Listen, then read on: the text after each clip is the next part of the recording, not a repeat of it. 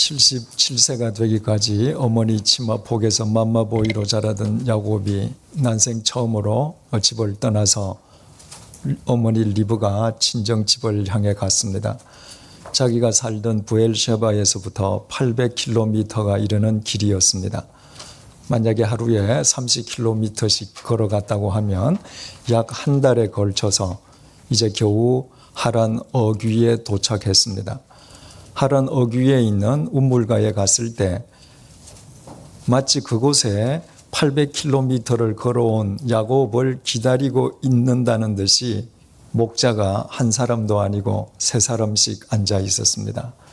야곱이 그 목자들에게 물었습니다. 혹시 라반이라는 사람을 아십니까? 다 잘 안다는 거예요. 그래서 라반이 평안하십니까? 물었습니다. 야곱에게는 라반이 평안하다는 사실이 굉장히 중요하다고 했습니다. 왜냐하면 어머니 리브가가 97년 전에 친정집을 떠났거든요. 97년 동안에 어머니 친정집이 하란에 그대로 있는지 외삼촌 라반이 살아있는지 아무것도 모르고 온 거예요. 만약에 어머니 친정집이 이사가 버렸다. 혹은 집은 있긴 있는데 사람도 바뀌었고 라반이 죽고 없다. 그러면 야곱은 지금 800km를 헛걸어 온 셈이 됩니다. 그런데 그 목자들이 감사하게도 라반이 평안하다는 것입니다. 그리고 한 목자가 그 말을 함과 동시에 저기 라반의 딸 라헬이 양을 몰고 오네 외쳤습니다.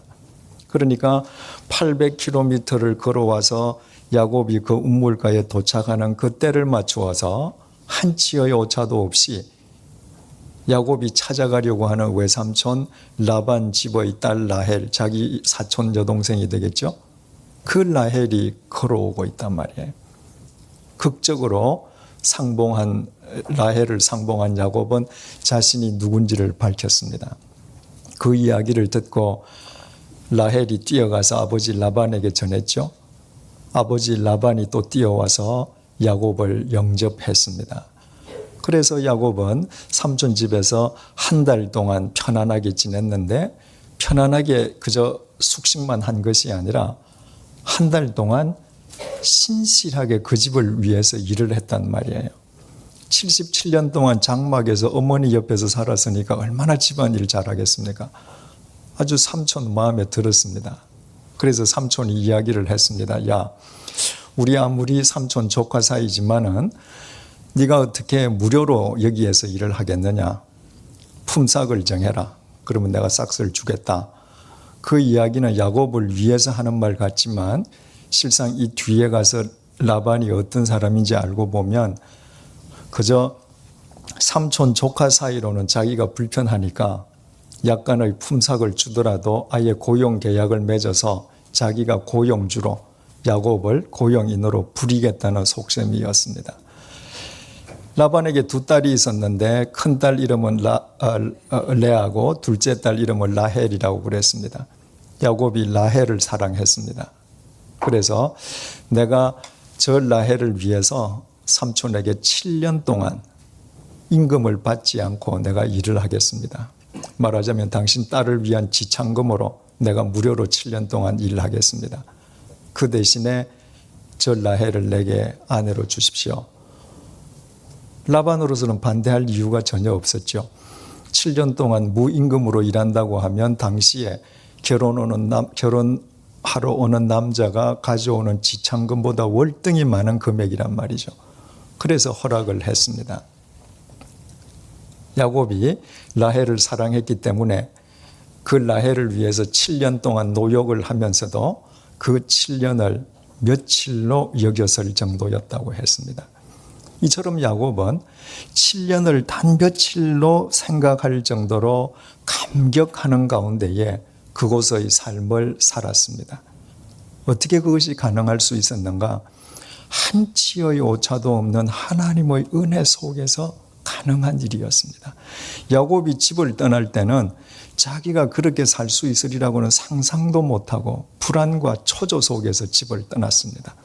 그러나 한치의 오차도 없는 하나님의 은혜 속에서 그는 보금자리를 얻었을 뿐만 아니라 열심히 일한 뒤에 가정도 꾸릴 수 있도록 되었던 것입니다. 그 소망 속에서, 그 새로운 꿈 속에서 야곱은 7년을 그저 며칠인 것처럼 생각하면서 살았습니다.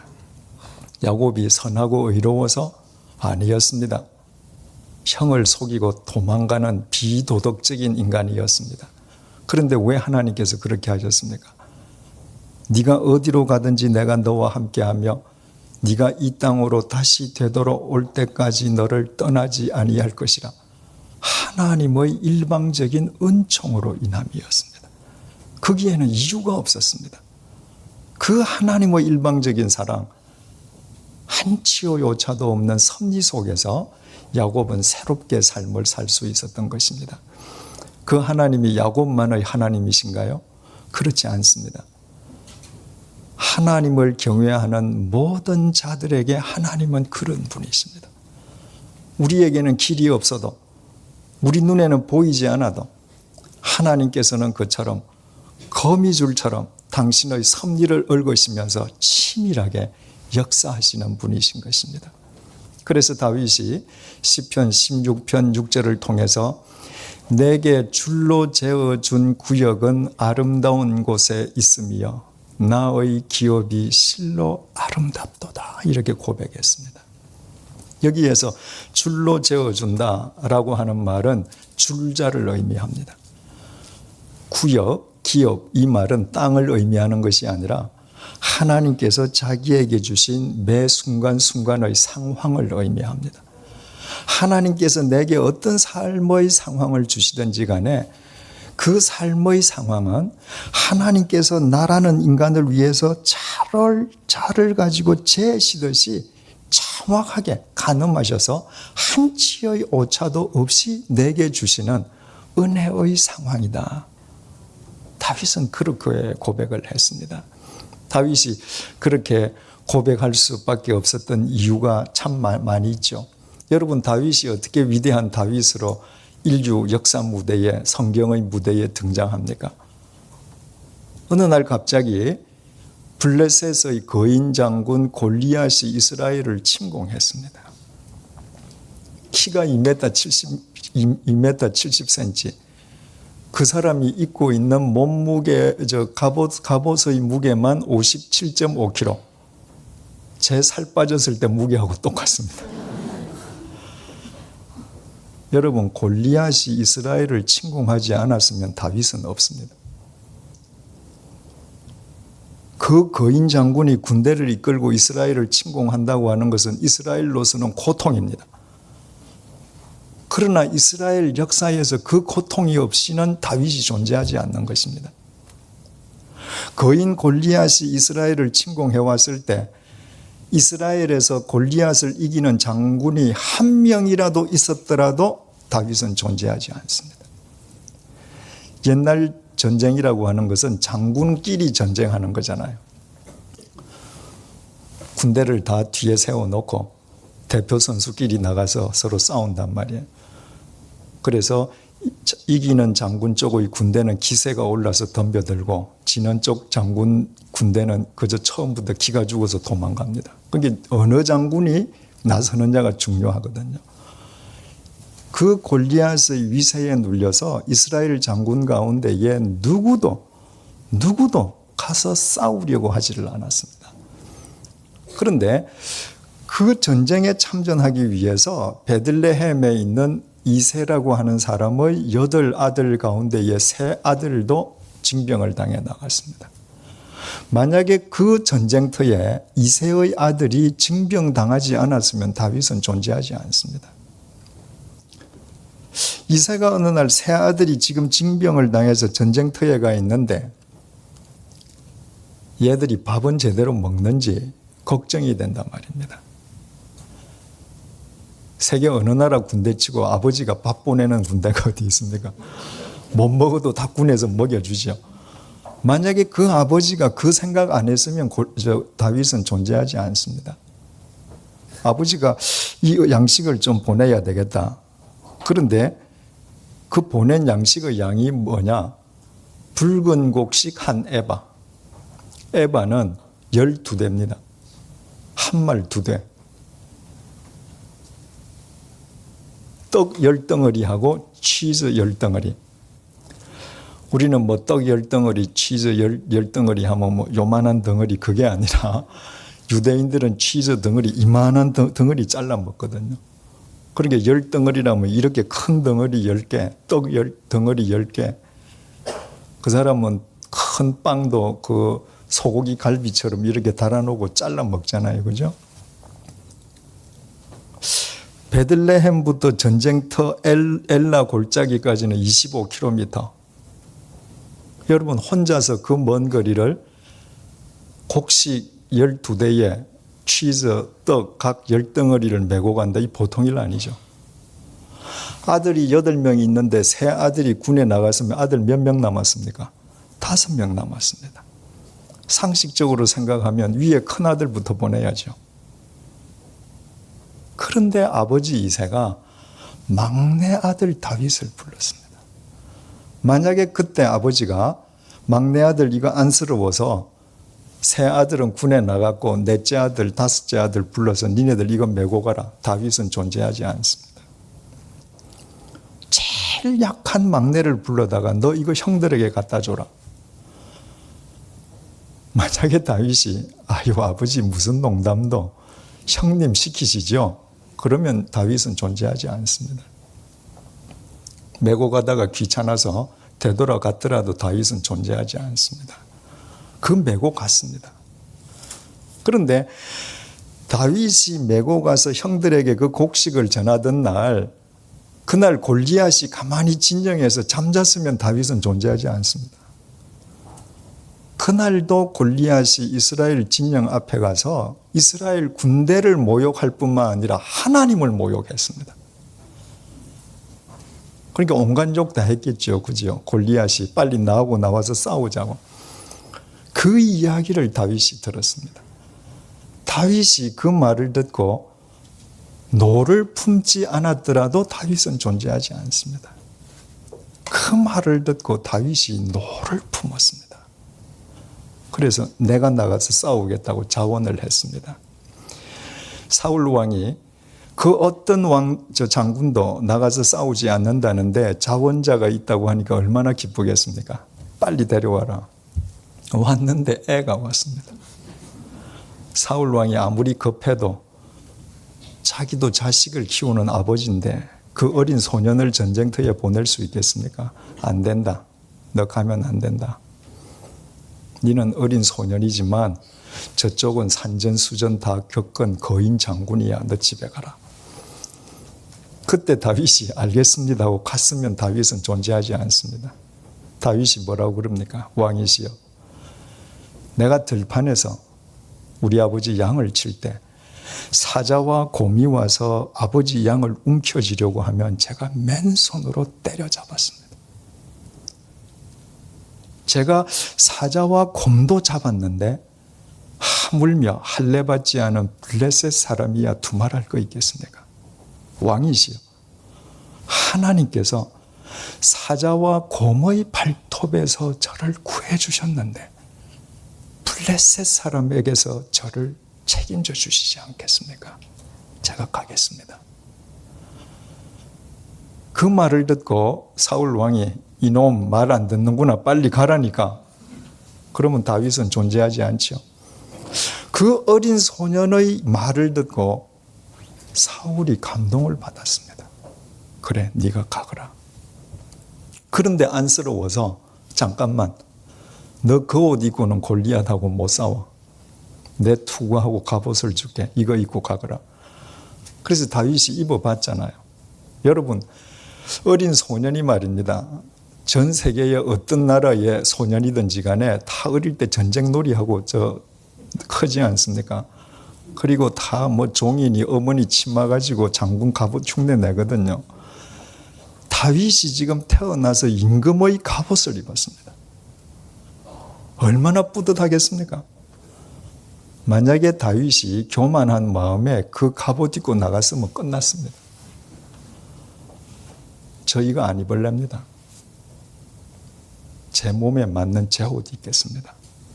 그리고 시내가에서 돌멩이 5개 주워서 제구 주머니에 넣어서 갔습니다. 골리앗하고 1대1로 맞붙지 않습니까?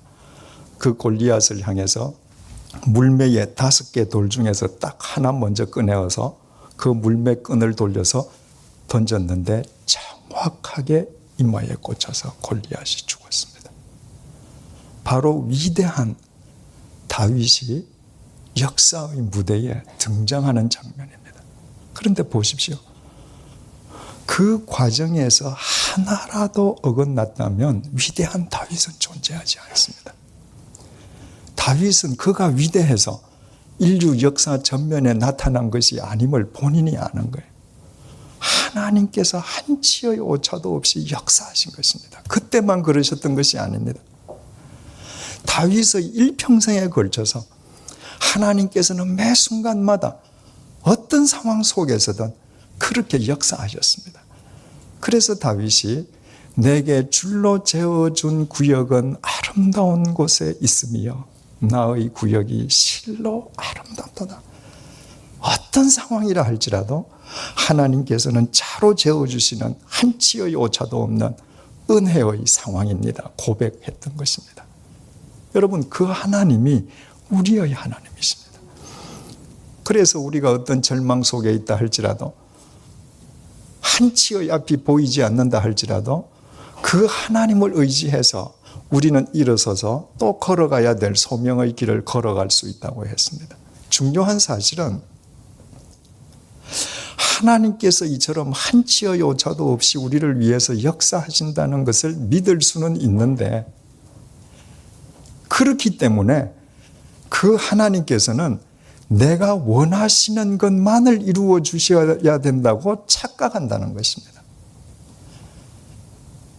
여러분, 다윗이 내게 줄로 재어준 구역은 아름다운 곳에 있다고 하나님께서 한치의 오차도 없이 재어주시는 상황이라고 고백했다고 해서 일평생 다윗이 원하는 대로만 되었습니까? 아니었습니다.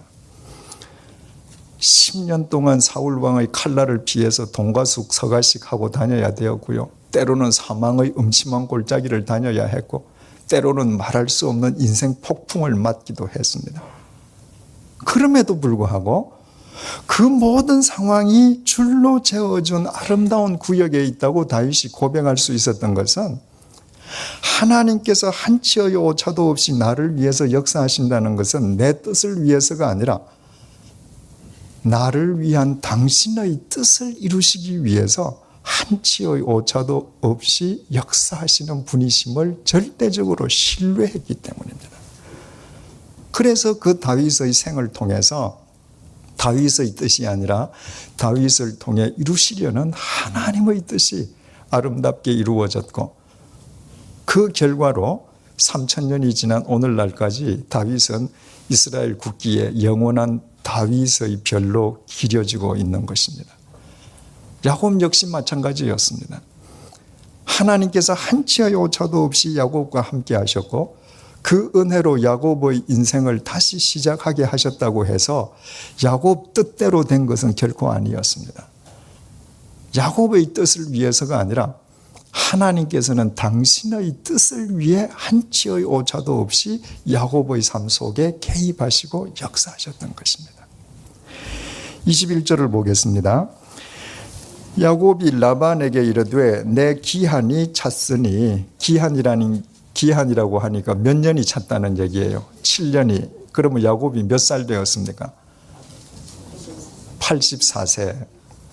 77세 때 집을 떠나가서 이제 7년 노역을 하고 이제 결혼할 나이가 되어서 84세가 되었습니다.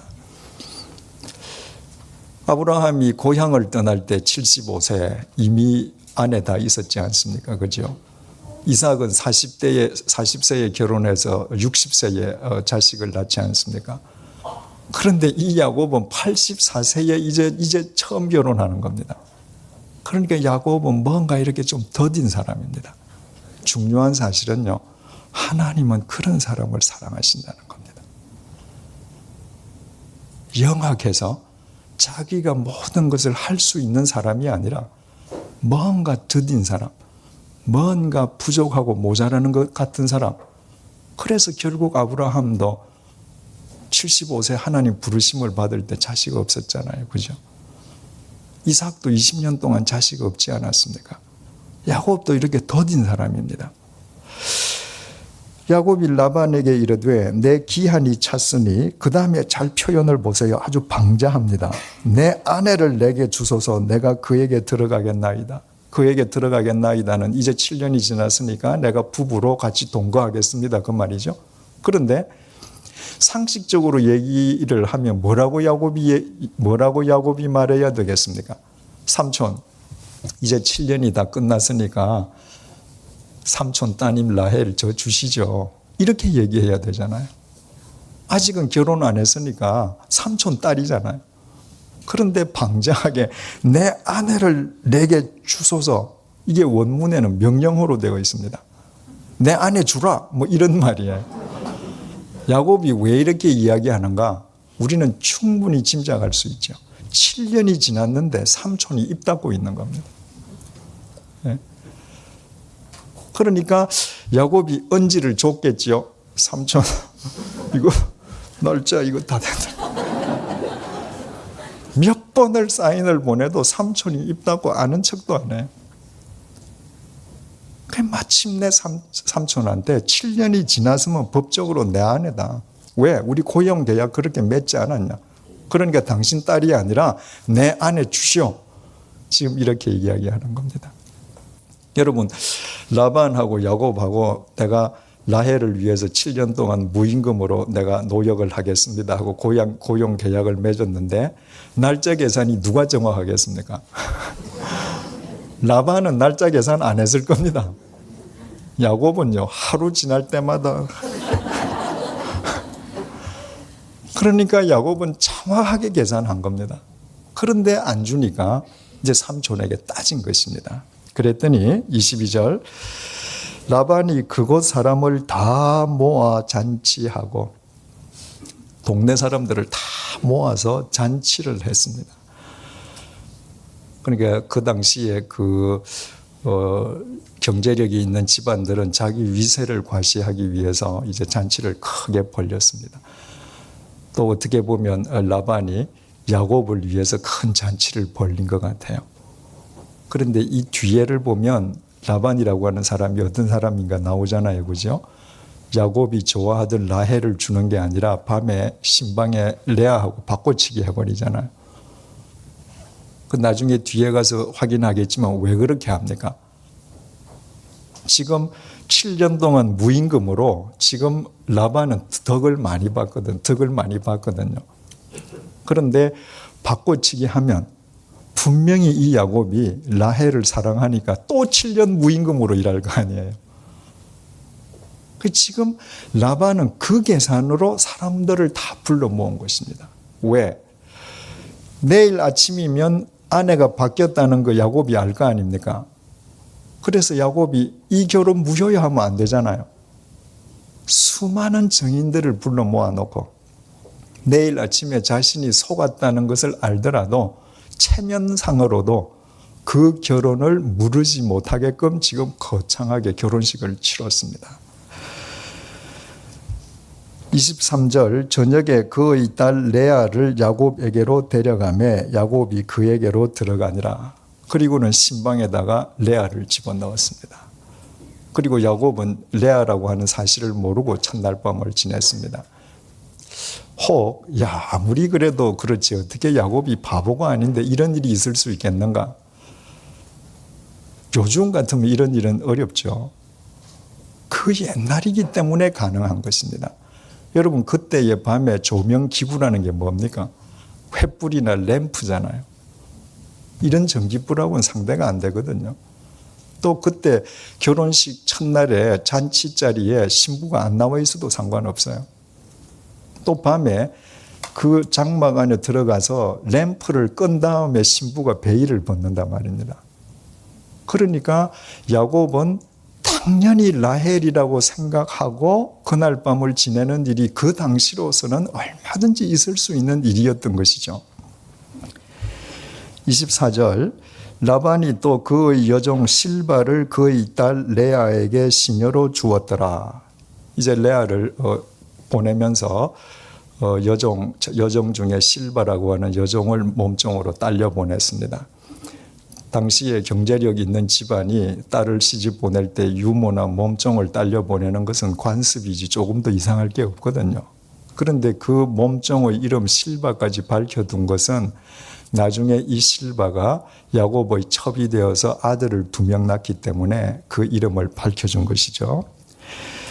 25절 야곱이 아침에 보니 레아라. 아이고 이거 얼마나 한심하겠어요. 한심이 아니라 그 배신감 어떻게 해요? 자고 났는데 자기가 사기극에 걸렸다는 걸 비로소 안 것입니다. 그래서 야곱이 라반에게 이르되 외삼촌이 어찌하여 내게 이같이 행하셨나이까? 내가 라헬을 위하여 외삼촌을 섬기지 아니하였나이까? 외삼촌이 나를 속이심은 어찌 됨이니이까? 어찌하여 행하셨나이까? 어찌 됨이니이까? 히브리 말로 마라고 하는 단어가 2번이 반복되어 있습니다. 마라고 하는 것은 왜? 무슨 이유로? 이런 말이에요. 삼촌 왜? 무슨 이유로 나를 이렇게 속였냐 그 말이에요. 뭐 당연하지 않겠습니까? 그랬더니 삼촌이 이렇게 말합니다. 26절 라반이 이르되 언니보다 아우를 먼저 주는 것은 우리 지방에서 하지 아니하는 바이다. 그건 우리 관습이 아니다. 이 사실일 수 있죠. 그래도 이러면 안 되잖아요. 그러면 처음부터 말을 해야죠. 그런데 말 안 하고 딱 입 다물고 있다가 지금 순진한 야곱을 속였단 말입니다. 그러면서 하는 말이 이를 위하여 7일을 채우라. 여기서 7일을 채우라. 이게 무슨 말인가? 당시에 사람들을 다 불러서 잔치를 벌리면 그 잔치가 7일 동안 계속되었다고 합니다. 그러니까 레아를 네 아내로 맞은 이 잔치를 7일 동안 다 완수해라 그 말이에요. 그러니까 사람들을 다 모아서 첫날 지나고 나면 그 잔치를 참 무르기가 체면상 어렵지만 그 잔치가 7일 동안 계속되는 잔치를 다 끝내고 나면 그 다음에는 어떤 길로도 물을 수가 없게 되는 겁니다. 그러니까 내 큰딸 레아하고 이 결혼 7일간 동안의 모든 이 과정을 다 끝내라. 우리가 그도 내게 주리니 주어가 뭡니까? 우리가.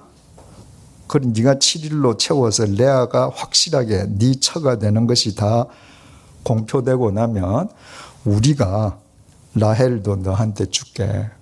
그러니까 자기가 아니라 꼭 그 지방 사람들이 다 합의해서 그렇게 한 것처럼 우리가 라헬도 줄게. 그 다음 말이 또 기가 막혀요. 내가 또 누구를? 나를 7년 동안 섬길지니라. 아까는 주어가 뭡니까? 우리가 그도 내게 주겠다 그랬죠. 우리가 라헬도 나한테 줄게. 그러면은 네가 우리를 7년 섬겨라. 그렇게 말해야 되잖아요. 근데 섬기는 건 나만 섬기면 돼요. 그러니까 우리라고 하는 건 순 말장난인 것이죠. 이 라반이라고 하는 사람이 이렇게 음흉한 사람이었습니다. 그러니까 야곱으로 하여금 자기 큰딸하고 먼저 결혼하게 해서 그 큰딸은 그 눈 동자가 희미해서 총기가 없어 보인다고 했잖아요. 그 딸 먼저 해결하고 그 다음에 야곱이 둘째 딸 좋아하니까 또 7년 동안 무임금 노동하게 하고 꼭 먹고 알 먹겠다. 지금 그 말이거든요. 28절 야곱이 그대로 하여 그 7일을 채우며 이 야곱 표정 한번 생각해 보십시오. 사랑하지도 않는 여자 결혼식을 7일 동안 채울 때 떫은 감먹은 듯이 그 예식장에 앉아 있는 겁니다. 그 7일이 다 지났습니다. 라반이 딸 라헬도 그에게 아내로 주고 그 7일이 지나서 이제 레아가 야곱하고 결혼했음을 절대로 물을 수 없게 되었을 때 자 이제 됐다. 라헬도 데리고 가라. 그리고 라반이 또 그의 여종 빌하를 그의 딸 라헬에게 주어 심려가 되게 했다. 빌하를 그의 몸종으로 주었다고 이름이 나와 있는 것은 이 빌하 역시도 야곱의 첩이 되어서 아들 둘을 낳았기 때문에 이름이 있습니다. 자 보십시오. 만약에 라반이 진짜로 야곱과 자기 딸 레아 그들을 위해서 선한 마음으로 일주일 동안 결혼식을 치러줬다면 이번에도 또 치러줘야 되죠. 라헬을 위해서도 또 일주일 해줘야 되잖아요. 안 했습니다. 하루도 안 했습니다. 왜? 레아와의 결혼식은 일주일 안 하면 야곱이 물을까 봐 겁이 나서 그렇게 했는데 라헬은 가만히 놔둬도 야곱이 죽고 못 사는 거 아니거든요. 돈 1원도 드릴 필요가 없는 겁니다. 라반은 이렇게 계산적인 사람이었습니다. 그래서 지난 시간에 그 야곱이 왔다는 이야기를 라헬이 가서 아빠한테 전했을 때 아빠 라반이 뛰어나가서 야곱을 끌어안고 계속 뽀뽀하면서 안은 것을 유대 랍비들은 라반이 음흉해서 그랬다고 해석한다고 그러지 않았습니까? 그러니까 유대교 랍비들은 이 유대교 경전을 우리보다 훨씬 더 오래 본 사람들이니까 그 사람들은 여기에 등장하는 사람의 캐릭터를 더 정확하게 알 거 아니에요. 그 라반이 이렇게 음흉하고 돈을 밝히는 사람이니까 옛날에 아브라함이 보낸 엘리에셀이 보석 가져온 것을 기억하고 야곱 주머니에도 보석이 있을까 하고 뽀뽀하면서 계속 뒤졌다. 저는 그 충분히 일리가 있다고 봅니다. 30절 야곱이 또한 라헬에게로 들어갔고 그가 레아보다 라헬을 더 사랑하여 다시 7년 동안 라반을 섬겼더라. 차이가 있다면 레아는 7년을 노역을 한 다음에 아내로 얻었는데 라헬은 먼저 아내로 얻고 7년 동안 지금 무임금으로 노동을 다시 합니다. 그 7년 동안 울며 겨자 먹기로 야곱은 뜻하지 않게 또 무임금 노동을 해야 되는 것입니다. 누가 그와 함께 하시는데? 하나님이 그와 함께 하시는데. 어떤 하나님이신데? 야곱을 위해서 한치의 오차도 없이 역사하시는 하나님이신데 야곱은 이렇게 사기극에 걸렸습니다. 그리고 원치 않는 가운데에 또다시 7년을 무임금 노동해야 합니다. 왜 하나님께서 그렇게 하게 하셔요? 우리가 그 하나님의 깊은 속뜻을 어떻게 다 알겠습니까? 그러나 두 가지는 분명히 알 수 있습니다. 첫째는 바로 하나님께서는 뿌린 대로 거두게 하신다는 거예요. 야곱이 자기 형을 그렇게 속여 먹였거든요. 야곱이 자기 아버지 그렇게 속였거든요. 그래서 하나님께서는 삼촌으로부터 이렇게 사기를 당하는 어려움을 겪게 하심으로 나중에 창세기 32장 야복강에서 야곱이 기도하면서 이스라엘로 바뀌잖아요. 그때 지나간 과거를 다 회상하면서 자기의 잘못된 삶을 하나님 앞에 회개하지 않을 수 없게 되는 것이죠. 뿌린 대로 거두게 하시는 것입니다. 두 번째로는 바로 라반의 이와 같이 음흉한 마음, 불순한 마음을 하나님께서는 당신의 도구로 삼으셔서 야곱으로 하여금 12지파를 이루시게 하시려는 당신의 섭리를 이루어 가시는 것입니다. 바로 라반이 있기 때문에 하나님의 그 섭리가 성취되는 것이죠. 여러분, 이 세상은 불의합니다. 불의한 세상 속이라고 해서 하나님께서 역사하시지 않는 것 아닙니다. 불의한 사람을 통해서도 하나님께서는 당신의 신비스러운 섭리를 우리 한 사람 한 사람을 위해서 이루어 가고 계시는 것입니다. 31절 여호와께서 레아가 사랑받지 못함을 보시고 그의 태를 여셨으나 라헬은 자녀가 없었더라. 여러분, 야곱에게 아내가 지금 동시에 둘이 생겼습니다. 좋아하는 여자는 라헬이에요. 그런데 여기에 보면 레아가 사랑받지 못함을 보시고, 우리 번역은 굉장히 순화시켜서 했습니다. 히브리 말로 사내라고 하는 것은 사랑받지 못했다는 말이 아니라 미움을 받았다 혹은 가증히 여김을 받았다는 거예요. 여러분, 야곱이 볼 때 그 여자가 얼마나 가증스럽겠습니까? 자기 아버지가 너 라헬 대신에 들어가라 그런다고 태연하게 옷 입고 와서 들어왔잖아요. 생각할수록 가증스러울 거 아닙니까? 그래서 같이 부부가 되어서 살아가는데도 레아를 남편이 가증스럽게 여기는 것을 보시고 하나님께서 그를 불쌍히 여기시사 태를 열어주셨습니다.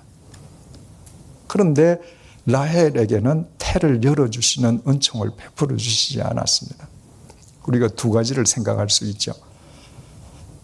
하나님께서는 세상 사람들 모두가 사랑하는 사람들에게 관심이 있으시기보다는 세상 사람들로부터 관심을 받지 못하는 사람에게 더 큰 관심을 베푸신다는 거예요. 여러분, 사랑스러울 만한 사람 사랑하는 거, 그건 사랑 아니죠. 그건 누구나 하는 것입니다. 그리스도인의 사랑이라고 하는 것은 다른 사람이 사랑하지 않고 관심을 쏟지 않는 사람에게 그리스도의 마음으로 관심을 쏟는 것이거든요. 그렇다면 우리가 하나님으로부터 사랑받는 하나님의 도구가 되는 길이 뭔가? 내가 좋아하는 사람을 사랑하는 것이 아니라, 사랑할 만한 사람을 사랑하는 것이 아니라, 사람들로부터 소외된 사람을 내가 내 마음을 쏟을 때 하나님께서는 바로 그와 같은 자를 더 기뻐하신다라는 것을 알 수 있습니다. 또 한 가지는 생명은 철저하게 하나님 소관이라는 거예요. 레아의 태를 여신 분도 하나님이시요, 라헬로 하여금 자녀를 낳지 못하게 하는 분도 하나님이십니다. 우리는 그 하나님의 섭리하심 속에 생명을 얻고 태어났습니다. 생명이라고 하는 것은 살 생자의 명령할 명이라 그랬죠. 생명 살아라고 명령해 주셨기 때문에 우리가 이렇게 살고 있는 것입니다. 하나님께서 그날 나에게 그 생명을 명하시지 않으셨으면 나는 존재하지 않는 것입니다. 우리의 생명은 이토록 귀합니다.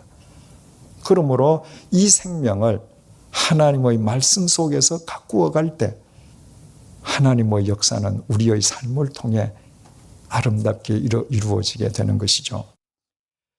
32절, 레아가 임신하여 아들을 낳고 그 이름을 르우벤이라 하여, 일자가 있죠. 주 보니까 뜻이 뭡니까?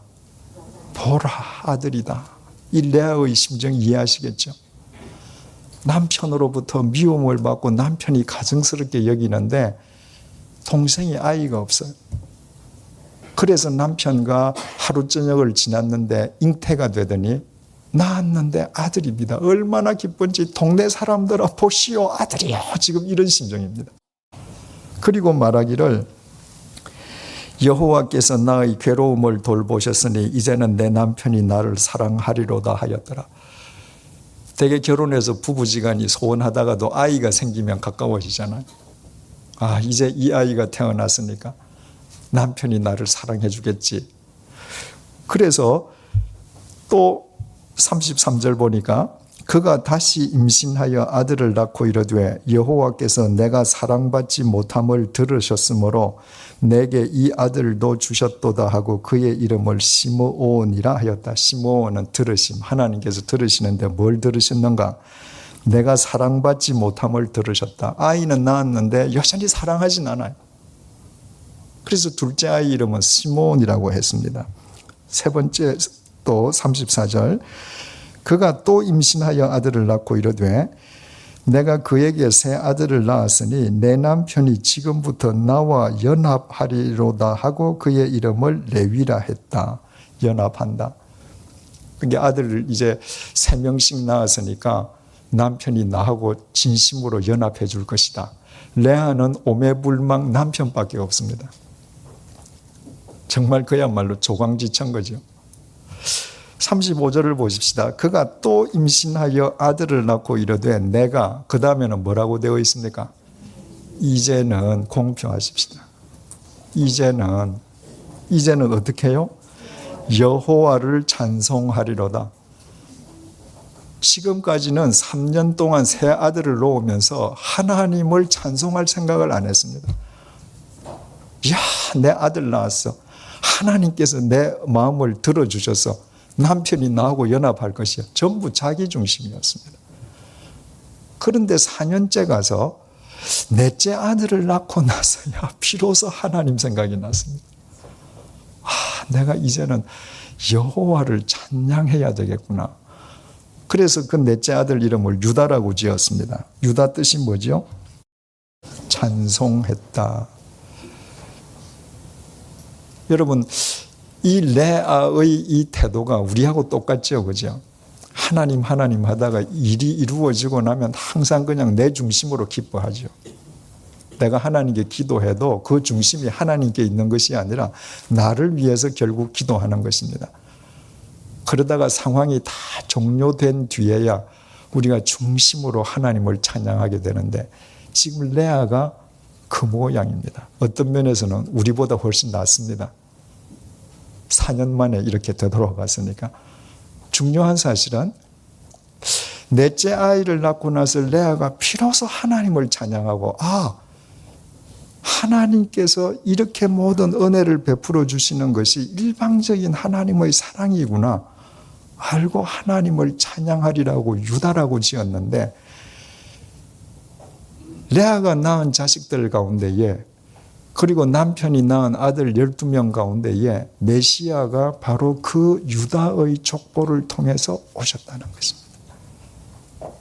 이건 우리에게 큰 메시지를 전해주고 있습니다. 그렇게 많은 아들이 있는데 내가 하나님을 진심으로 이 모든 것이 하나님께서 이루시는 일이라고 믿고 하나님을 찬양하고 하나님께 영광을 돌릴 때, 하나님께서는 그 자식을 통해서 메시아를 이 땅에 오게 하시는 당신의 역사를 이루시더라는 것은, 하나님께서는 어떤 상황 속에서든 하나님을 찬양하는 자를 통해서 당신의 뜻을 이루어 가신다, 그 말이에요. 내가 어떤 상황을 당하든 내가 하나님을 찬양한다고 하는 것은 바꾸어 말하면 무슨 의미가 됩니까?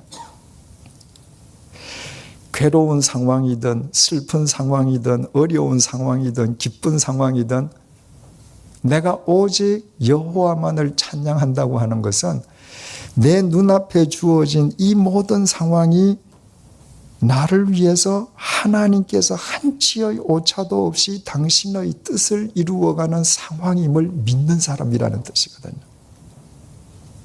바꾸어 말하면 그 사람은 하나님을 절대적으로 신뢰하는 사람입니다. 다윗이 아비멜렉을 찾아가서 자기 목숨을 의탁하려고 했다가 오히려 거기에서 죽음의 위기에 처하게 되었을 때 침을 질질 흘리면서 미친 짓거리하고 겨우 목숨을 부지하고 나오지 않습니까? 그리고 나와서 지은 시가 시편 34편인데 우리가 잘 아는 시지 않습니까? 젊은 사자는 궁핍하여 줄일지라도 여호와를 찾는 자는 모든 좋은 것에 부족함이 없으리로다. 그 구절만 떼놓고 보면 다윗이 왕궁에 비단 옷 입고 주지 육림에 빠져서 하는 고백 같습니다. 모든 좋은 것에 부족함이 없으리로다. 그런데 지금 방금 침 질질 흘리고 미친 짓거리하고 나와서 좋은 것이라고는 현실적으로 세속적으로 좋은 것은 하나도 없습니다. 그런데도 어떻게 모든 좋은 것에 부족함이 없으리라고 고백할 수 있었는가? 하나님께서는 그 상황 속에서도 한치의 오차도 없이 자기 자신을 새롭게 빚어가시면서 당신의 뜻을 이루심을 알고 믿었기 때문입니다. 그래서 어떤 상황 속에서든 내게 줄로 재어준 구역은 실로 아름답다고 하나님께 고백할 수 있었던 것입니다. 여러분, 우리가 하나님을 믿고 살아간다고 할 때 모든 것이 내 뜻대로 이루어지는 것을 의미하지 않습니다. 내가 하나님을 믿기 때문에 모든 것이 내 뜻대로만 이루어진다고 하면 우리는 머지않아 하나님을 필요로 하지 않는 교만한 사람으로 전락하고 맙니다. 우리가 하나님을 믿지만 사망의 음침한 골짜기를 갈 수 있습니다. 인생의 폭풍기를 거칠 수 있습니다. 내 인생이 시리고 아플 수 있습니다.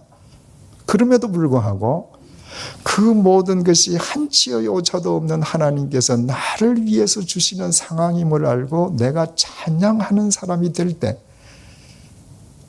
여호와를 찬양하는 그 유다를 통해서 메시아가 이 땅에 오시듯 우리의 삶을 통해 하나님께서 이루시기를 작정하신 뜻이 우리의 삶을 통해서 아름답게 결실될 것입니다. 기도하시겠습니다. 하나님 아버지, 다윗이 고백했습니다. 하나님께서 내게 줄로 재어주신 구역은 참 아름다운 곳에 있습니다. 하나님께서 내게 주신 기업이 실로 아름답습니다. 그러나 하나님, 그렇게 고백한 다윗의 인생이 세속적으로 볼 때 늘 따뜻한 봄볕만 있었던 것은 아닙니다. 괴로운 순간도 있었고 시련기도 있었고 사망의 음침한 골짜기를 지날 때도 있었습니다. 그러나 그 모든 상황이 한치의 오차도 없는 하나님께서 자신을 위해 주시는 은혜의 상황임을 그는 믿고 여호와가 나의 목자시니 내가 부족함이 없다고 고백하면서 살았습니다. 그래서 그를 통해 이루시려던 하나님의 뜻이 다 이루어졌고 그는 지금까지도 우리 믿음의 표상이 되어 있습니다. 야곱은 선하거나 도덕적인 인간이 아니었습니다. 그럼에도 불구하고 하나님께서 일방적인 은혜를 베풀어 주시고 한치의 오차도 없는 섭리하심으로 하란에서 새로운 삶을 살게 해 주셨습니다. 그러나 그의 계획과는 달리 삼촌에게 사기극을 당하고 또다시 7년 동안 무임금 노동을 해야만 했습니다. 그러나 하나님, 그 모든 과정을 통해서 야곱을 우리가 아는 야곱으로 바로 세워주시려는 하나님의 은총이었음을 우리는 알고 주님을 찬양하게 됩니다. 하나님 아버지, 우리가 이 세상 살아갈 때 우리가 원치 않는 상황을 맞이할 때가 참 많습니다. 그러나 그리할지라도 우리 하나님을 찬양하는 성숙한 믿음을 갖게 도와주옵소서.